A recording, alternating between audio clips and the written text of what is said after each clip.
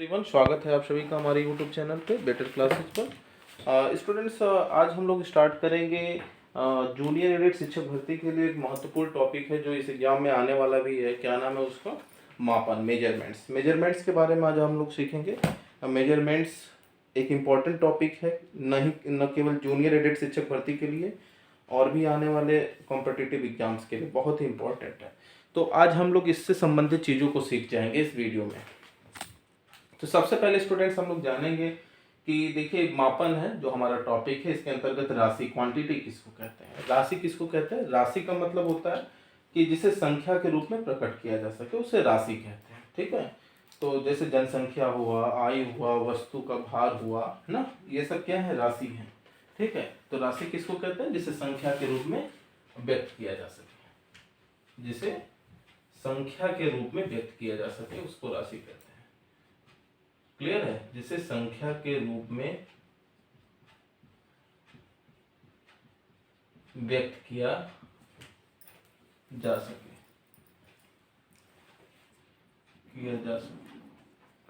तो मैंने अभी बता दिया कि जिसे संख्या के रूप में व्यक्त किया जा सके उसको राशि कहते हैं। तो एग्जाम्पल के तौर पे जनसंख्या हो गया, तो संख्या के रूप में व्यक्त कर सकते हैं। भारत की जनसंख्या 1,35 करोड़ है। चाहे वस्तु का भार हो, उसको भी संख्या के रूप में व्यक्त कर सकते हैं। इन सब चीज़ों को संख्या के रूप में व्यक्त किया जा सकता है, तो उसको राशि कहते हैं। अब इसके बाद आता है, हम लोग पढ़ेंगे भौतिक राशियाँ। देखिए, भौतिक राशियाँ जो फिजिकल क्वांटिटीज होती हैं वो दो टाइप की होती हैं। ठीक है, भौतिक राशियाँ दो टाइप की होती हैं। भौतिक राशियाँ दो टाइप की होती हैं स्टूडेंट्स। एक होता है आपका अदिश राशि और दूसरा होता है आपका सदिश राशि। एक अदिश राशि होता है, दूसरा होता है सदिश राशि। भौतिक राशियां, फिजिकल क्वांटिटीज दो टाइप की होती है। अदिश राशि जिसको कहते हैं स्केलर क्वांटिटीज, इंग्लिश में भी बता दे रहे हैं हम आपको, स्केलर क्वांटिटीज कहते हैं इसको, और इसको वेक्टर क्वांटिटी कहते हैं।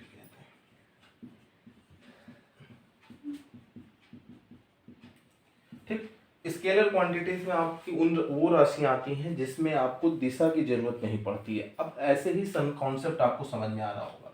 अदिश राशि, अदिश राशि जिसमें दिशा की जरूरत न हो। सदिश राशि कहेंगे जिसमें दिशा की रिक्वायरमेंट होती है, जरूरत होती है। ऐसी राशियां जिसमें केवल परिमाण की आवश्यकता होती है, केवल मैग्नीट्यूड की आवश्यकता होती है, उसको अदिश राशि कहते हैं। और ऐसी राशियां जिसमें मैग्नीट्यूड, परिमाण के साथ साथ दिशा की आवश्यकता होती है, उसको सदिश राशियां कहते हैं। तो अदिश राशियां में आपका आता है, जैसे दूरी आ जाएगा, चाल आ जाएगा, ठीक है, ठीक, समय आ जाएगा, ये अदिश राशियां हैं। ठीक है, ये अदिश राशियां हैं। आगे देखिए, इसमें दिशा की जरूरत नहीं पड़ती है। और वेक्टर क्वांटिटीज में आपका आ जाएगा, जैसे विस्थापन आ गया, विस्थापन आ गया, वेग आ गया, त्वरण आ गया, इत्यादि। ये सब आपका क्या है? सदिश राशियां हैं। देखिए, एक चीज जान लीजिए, जो अदिश राशियां होती हैं उनका परिमाण हमेशा पॉजिटिव वैल्यू होता है। इसका परिमाण हमेशा धनात्मक आएगा, आपको पॉजिटिव मिलेगा। और इसका परिमाण पॉजिटिव भी हो सकता है, निगेटिव भी हो सकता है, जीरो भी हो सकता है, जो सदिश राशियां होती हैं।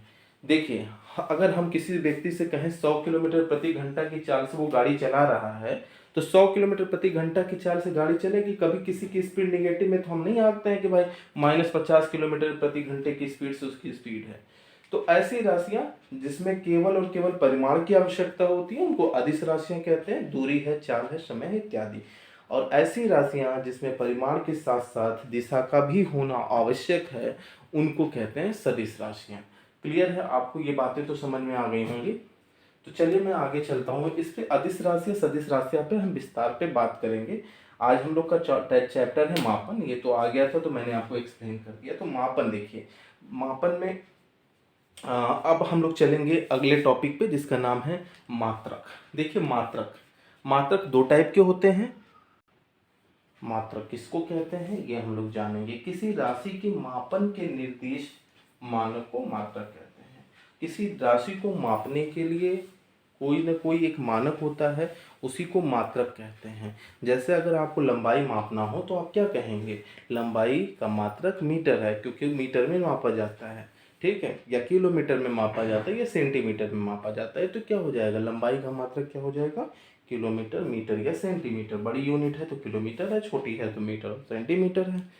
क्लियर है। उसी तरह अगर द्रव्यमान आपको मापना होगा तो किलोग्राम में मापते हैं, ग्राम में मापते हैं, ये सब मात्रक कहलाते हैं। ठीक, तो आप देखिए मात्रक, मात्रक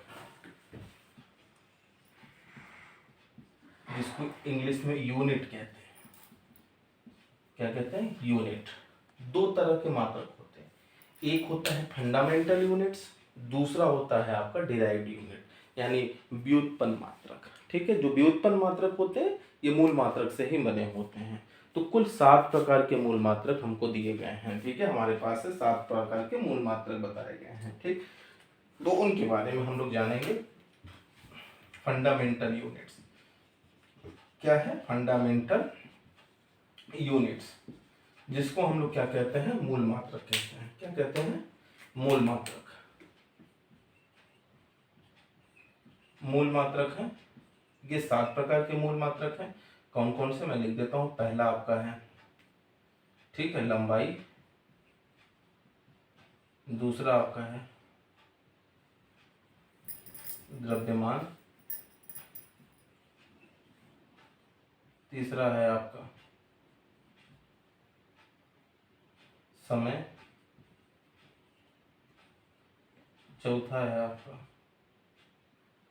विद्युत धारा। पांचवा है आपका ताप। छठा है आपका,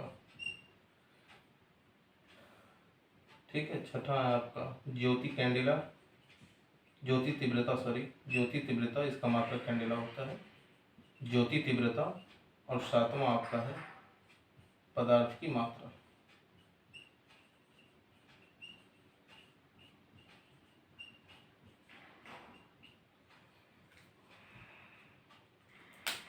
ये तो थे अब इनके मात्रक कौन क्या क्या है। लंबाई को किस में नापते हैं, मीटर में नापते हैं। इसको द्रव्यमान को किसको नापते हैं, किलोग्राम में नापते हैं। इसका मात्रक क्या है, किलोग्राम। फिर समय को किस में मापते हैं, सेकंड में मापते हैं। विद्युत धारा को किस में मापते हैं, एम्पियर में मापते हैं।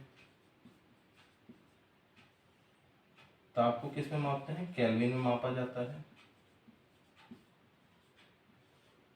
ज्योति तीव्रता को, पदार्थ की मात्रा को, ठीक है, ज्योति तीव्रता को किस में मापते हैं, कैंडेला में। और पदार्थ की मात्रा को किस में मापते हैं, मोल में। पदार्थ की मात्रा को किस में मापते हैं, मोल में मापते हैं। तो ये 7 प्रकार के फंडामेंटल यूनिट्स हैं, मूल मात्रक है। लंबाई का मात्रक मीटर, द्रव्यमान का मात्रक किलोग्राम, समय का मात्रक सेकंड, विद्युत धारा का मात्रक एम्पियर, ताप का मात्रक केल्विन, ज्योति तीव्रता का मात्रक कैंडेला, पदार्थ की मात्रा का मात्रक मोल है। ये 7 प्रकार के मूल मात्रक हैं।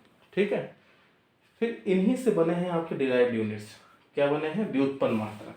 ठीक, तो इन्हीं से आपका व्युत्पन्न मात्रक बना हुआ है, उनके बारे में जानेंगे। व्युत्पन्न मात्रक, व्युत्पन्न मात्रक जिसको क्या कहते हैं, derived units. Derived units clear है, व्युत्पन्न मात्रक, डिराइव्ड यूनिट्स।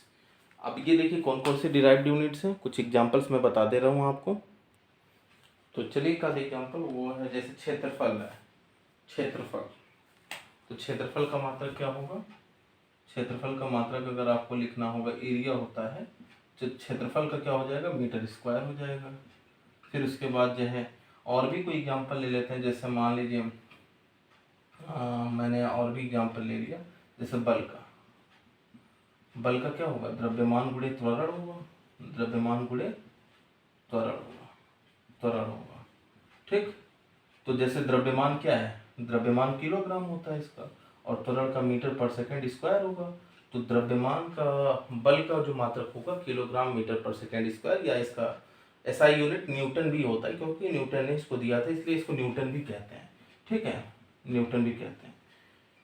फिर उसके बाद है आपका जैसे चाल है, चाल बराबर क्या होता है, दूरी बटा समय, चाल बराबर दूरी बटा समय। तो दूरी का मात्रक क्या होता है, मीटर होता है, और समय का मात्रक क्या होता है, सेकंड होता है। तो मीटर पर सेकंड उसका क्या हो जाएगा, यूनिट हो जाएगा। तो ये सब क्या कहलाते हैं, मतलब और भी हैं, जैसे चाल है, फिर उसके बाद आपका दाब का हो जाएगा, बल बटा क्षेत्रफल हो जाएगा, और भी मात्रक है, जैसे शक्ति का हो जाएगा, कार्य बटा समय हो जाएगा, कार्य बटा समय वर्क डन अपन टाइम टेकन होता है। ये सब व्युत्पन्न मात्रक होते हैं। ये क्या होते हैं, मूल मात्रकों से ही बने होते हैं, कहीं ना कहीं मूल मात्रकों से ही बने होते हैं, इसीलिए इनको व्युत्पन्न मात्रक बोलते हैं, डिराइव्ड यूनिट्स कहते हैं।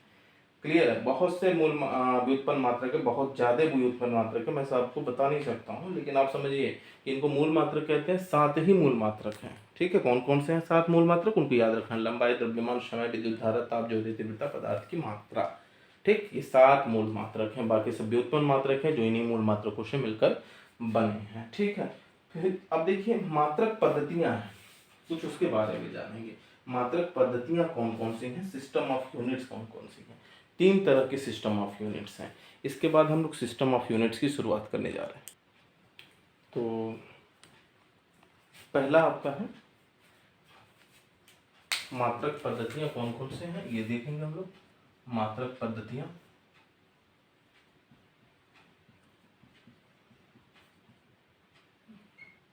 देखिए एक एफपीएस सिस्टम में लिखा जाता है फुट पाउंड सेकेंड। एफपीएस के बाद आपका है सीजीएस सिस्टम, और तीसरा आपका है MKS system, metre kilogram second, ठीक। इसमें दूरी को फुट से रिप्रेजेंट करते हैं, मास को पाउंड से रिप्रेजेंट करते हैं, और टाइम को सेकंड से रिप्रेजेंट करते हैं। और इसमें सेंटीमीटर से रिप्रेजेंट करते हैं दूरी को, इसको ग्राम से रिप्रेजेंट करते हैं, और इसको सेकंड से रिप्रेजेंट करते हैं। इसको मीटर से रिप्रेजेंट करते हैं दूरी को, और मास को किलोग्राम से रिप्रेजेंट करते हैं, और टाइम को सेकंड से रिप्रेजेंट करते हैं। तीनों में एक चीज कॉमन है, टाइम के लिए तीनों की यूनिट सेकंड है। क्लियर है, तीनों के लिए टाइम की यूनिट क्या है, सेकंड है। एफपीएस सिस्टम को ब्रिटिश सिस्टम भी कहते हैं, ब्रिटिश पद्धति कहते हैं। ब्रिटिश वगैरह में पाउंड वगैरह चलता है, डिस्टेंस को फुट में नापा जाता है। लेकिन सबसे ज़्यादा प्रचलित जो है एमकेएस सिस्टम है, आपके मीटर किलोग्राम सिस्टम, जिसको इंटरनेशनल सिस्टम भी कहते हैं, ठीक है। अब देखिए एक आध चीज आपको जान लीजिए, आपको जानना है, ठीक है। अब देखिए सीरीज सिस्टम में एक चीज जान लीजिए, बहुत इंपॉर्टेंट टर्म मैं बता रहा हूँ।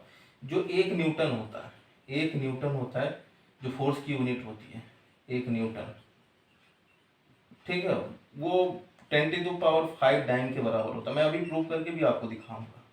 ये डाइन जो है, डाइन ये सीजीएस यूनिट है, फोर्स का जो सीजीएस यूनिट है सेंटीमीटर ग्राम सेकंड में डाइन कहते हैं। फोर्स की यूनिट को सीजीएस सिस्टम में क्या कहते हैं, डाइन कहते हैं। तो 1 न्यूटन बराबर होता है 10⁵5 डाइन, ठीक है। कैसे आता है देखिए, मैं आपको प्रूव करके भी दिखा दूंगा। जैसे 1 न्यूटन है, 1 न्यूटन किसके बराबर होता है, अभी आपने देखा है फोर्स बराबर मास इंटू एक्सेलरेशन। तो ये मास का मास मतलब द्रव्यमान गुणे त्वरण होता है, तो द्रव्यमान का किलोग्राम होता है, और त्वरण का मीटर पर सेकंड स्क्वायर होता है, ये तो पता ही होगा आपको। तो यहाँ पे 1 किलोग्राम मीटर पर सेकंड स्क्वायर हो गया। तो 1 किलोग्राम को क्या लिख सकते हैं हम लोग, 1000 ग्राम, और मीटर को 100 सेंटीमीटर लिख सकते हैं, क्योंकि सीजीएस सिस्टम में इसको बदल रहे हैं। तो ये हो जाएगा आपका किलोग्राम ग्राम हो गया, सेंटीमीटर पर सेकंड स्क्वायर। तो ये आपका 10⁵ ग्राम सेंटीमीटर पर सेकंड स्क्वायर को ही हम लोग क्या कहते हैं, डाइन कहते हैं, DYNE, ठीक है, DYNE कहते हैं। तो 1 न्यूटन में 10⁵5 डाइन होता है, इसको भी आपको याद रखना है। क्लियर है बातें। तो एक और भी बता दे रहे हैं, 1 जूल बराबर होता है 10⁵7 अर्ग। देखिए 10⁵7 अर्ग, ये अर्ग जो है सीजीएस सिस्टम में है, और जूल जो है एमकेएस सिस्टम में है, ये भी आप याद रखिएगा, ठीक है। एमकेएस सिस्टम में या सीजीएस सिस्टम में है। अब आपको मैं बता दे रहा हूँ, 2 संपूरक मात्रक होते हैं, सप्लीमेंट्री यूनिट्स होते हैं, उनका संपूरक मात्रक होते हैं। कौन कौन से संपूरक मात्रक होते हैं, संपूरक मात्रक, ठीक।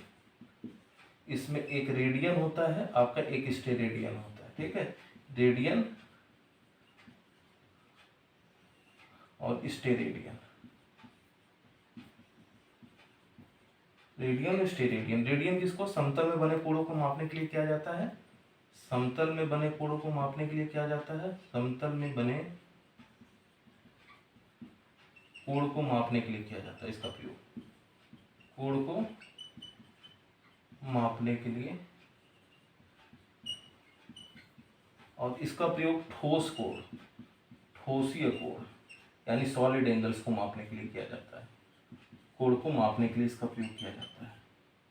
क्लियर है बात।